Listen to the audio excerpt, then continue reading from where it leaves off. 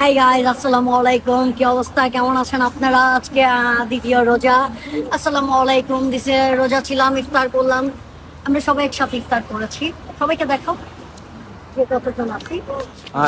দিছে তো আসসালামু আলাইকুম সবাইকে। আশা করি সবাই রোজা রেখেছেন, ইফতারের টাইম ইফতার করে নিয়েছেন। তো সমস্যা কি? কথা বলবি ভালো করে বল। ওভার অ্যাক্টিং করার কি দরকার? আর কথায় কথায় সালাম দিচ্ছিস, কী করছিস তুই? কিছুই তো হচ্ছে না। একটু ভালোভাবে কথা বল, ওভার অ্যাক্টিং বাদ দে। না শালার প্রতিবন্ধী।